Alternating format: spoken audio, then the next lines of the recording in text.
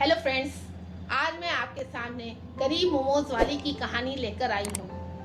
ये कहानी आरती की है। आरती के माता पिता बचपन में ही गुजर गए थे। वह अपने मामा मामी और ममेरी बहन सोनाक्षी के साथ रहती थी। आरती की मामी बहुत बुरे स्वभाव की। वह आरती को बिल्कुल भी पसंद नहीं करती, पर सोनाक्षी और मामा जी आरती को बहुत प्यार करते थे। और फिर एक दिन, चलो सोनाक्षी, तुम अपना कपड़ा ले लो, पड़ोस वाली आंटी के यहाँ शादी में भी तो जाना है। और माँ आरती ने तो अभी दिवाली में ही लिया था ना, उसे कपड़े की क्या जरूरत है। पर माँ, दिवाली गुजरे अब 1 साल होने जा रहा है, फिर वो शादी में क्या पहनेगी? उसे शादी में जाने की जरूरत ही नहीं है, वो बदशगुनी है।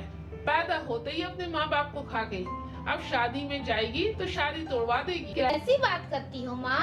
आरती सुनेगी तो कितनी दुखी होगी। होने दे दुखी, मेरी बला से मुझे क्या फर्क पड़ता है, मैंने सच ही तो बोला है। माँ अब बस भी करो।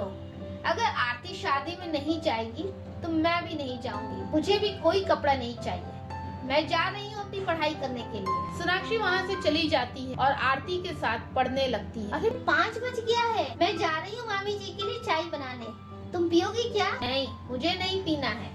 और तुम भी मत जा, माँ खुद ही बना लेगी। तुम अपनी पढ़ाई कर। नहीं सोनाक्षी, मामी जी चाय का इंतजार कर रही होंगी, मैं उन्हें दुखी नहीं कर सकती। अरे इसमें दुखी की क्या बात है? अभी तुम पढ़ाई कर रही है, पढ़ने के बाद बना देना। तुम नहीं समझती हो, मामा जी और मामी जी का बहुत एहसान है मुझ पे, मैं उन्हें दुखी नहीं कर सकती। आरती वहाँ से चली जाती है और सोनाक्षी सोचने लगती है, कितना फर्क है माँ और आरती में। माँ जितना आरती से नफरत करती है, आरती उतना ही उन्हें प्यार और इज्जत करती है। माँ कब आरती को समझेंगी? ऐसे ही वक्त गुजरता गया और फिर एक सोनाक्षी, कल हमारे कॉलेज में एनुअल डे है, हमें लौटते देर शाम हो जाएगी। मामी जी हमें परमिशन देंगी क्या? अरे तुम चिंता मत कर, ये मेरा काम रहेगा। मैं पापा से बात करूंगी, वो कभी भी मना नहीं करेंगे। हाँ, ये आइडिया बहुत सही है। फिर खाने के टेबल पर, पापा कल हमें कॉलेज से आने में देर हो जाएगी। पर क्यों बेटा? वो कल हमारे यहाँ एनुअल डे है और आरती को टॉपर ऑफ द ईयर का पुरस्कार मिलने जा रहा है। वाह, ये तो बड़ी खुशी की बात है बेटा। पर देर शाम आना सुरक्षित नहीं है, कोई जरूरत नहीं है जाने की। जाने भी तो मीना, आखिर इन्हें अवार्ड भी तो मिल रहा है, ये इनकी खुशी का मौका है। कहाँ ही जाती हैं हमारी बेटियाँ।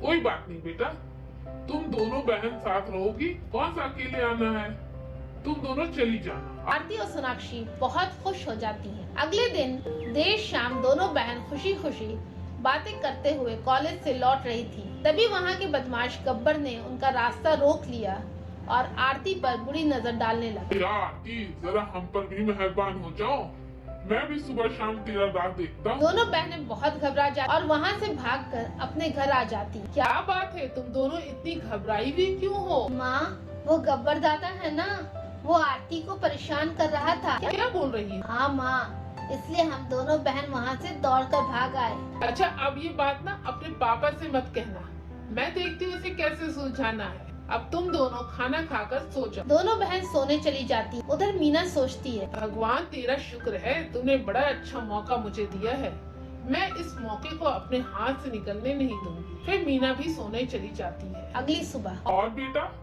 कैसा रहा तुम्हारा फंक्शन? मामा बहुत अच्छा।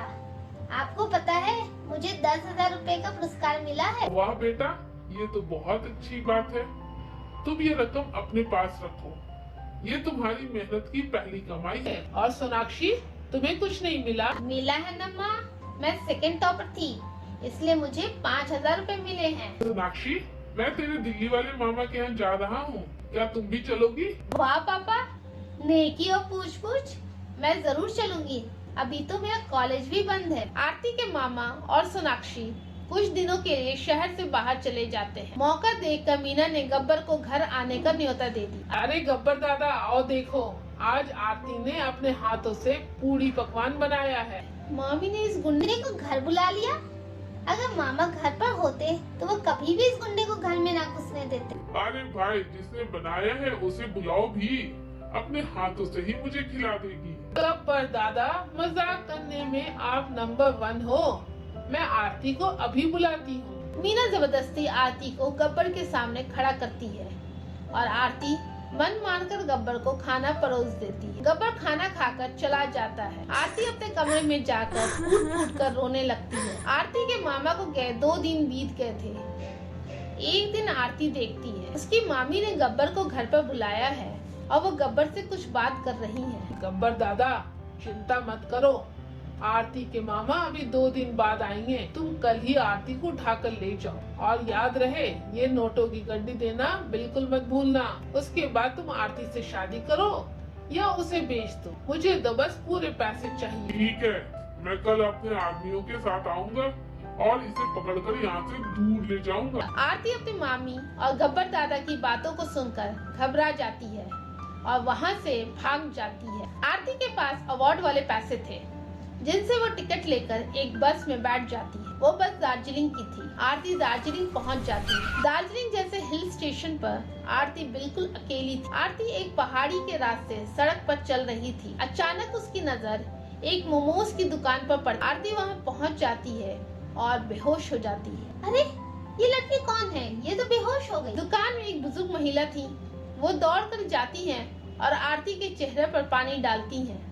कुछ देर बाद आरती को होश आता है। वो महिला फिर पूछती है, तुम कौन हो बेटा, कहाँ से आई हो, तुम्हारे साथ और कौन है? आरती अपने बारे में बताते हुए रो पड़ती है। रो मत बेटा, जिसका कोई नहीं होता उसका ईश्वर होता है।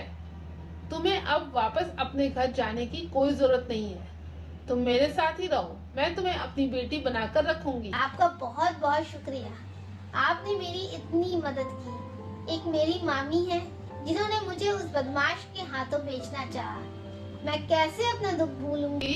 बेटा, वक्त सारे जख्म भर देता है। मेरा भी सारा परिवार यहाँ सड़क दुर्घटना में मारा गया। मैं अकेली ही बच गई थी। दार्जिलिंग जैसे हिल स्टेशन पर मैं बिल्कुल अकेली। फिर मैंने ये मोमोज बनाकर बेचने का काम शुरू किया। माँ, मैं भी आपकी मोमोज बनाने के काम में मदद करूंगी। आप मुझे मोमोज बनाएंगी ना? हाँ बेटा, मैं तुम्हें मोमोज बनाना जरूर सिखाऊंगी। आरती बुजुर्ग महिला से मोमोज बनाना सीख जाती है। अब वो भी उन्हीं की तरह अच्छे मोमोज बना लेती थी और उनकी सहायता भी करती थी। धीरे धीरे वक्त बीतता गया और आरती को बुजुर्ग महिला के पास रहते हुए 1 साल हो जाता है। आरती ने मोमोज की दुकान पूरी तरह से संभाल लिया था। अब तो बुजुर्ग महिला को भी दुकान की कोई चिंता नहीं रहती थी। आरती ने अपना पिछला सारा दुख भुलाकर अब अपने नए जीवन पर ध्यान देना शुरू कर दिया था।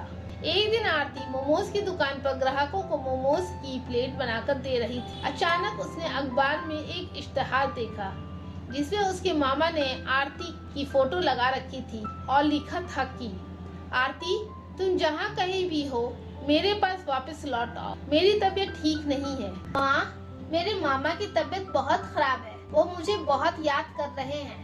मैं अपने मामा से मिलना चाहती हूँ। बेटा, मैं तुम्हें रोकूंगी नहीं।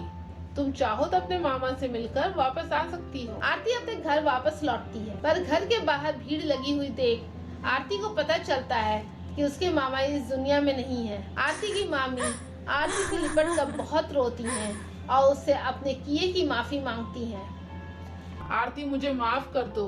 आज तेरे मामा मेरे कारण इस दुनिया से गए हैं। तेरे मामा को पता चल गया था कि मैं तुझे गब्बर दादा के हाथों बेचना चाहती थी। तेरे मामा ने गब्बर को पुलिस के हवाले भी कर दिया, पर वो तेरी याद में दिन पर दिन बीमार होते चले गए। आज तेरे मामा मेरे कारण इस दुनिया को छोड़कर गए हैं। मैं ही लालची थी जो पाप करने चली थी। अपने मामा के गुजर जाने के बाद आरती अपनी मामी और बहन सोनाक्षी को अपने साथ दार्जिलिंग ले आती है और फिर से मोमोज बेचने का काम शुरू कर देती है। आरती की मामी उसे ये सब करते देख अपने किए बुरे कर्मों पर रो पड़ती हैं। तो दोस्तों, इस कहानी से हमें ये सीखने को मिलता है कि हमें कभी भी लालची नहीं होना चाहिए और रिश्तों की भरपूर कदर करनी चाहिए, क्योंकि ये रिश्ते हमारी पहचान होती है। आपको हमारी कहानी कैसी लगी हमें कमेंट करके जरूर बताएं।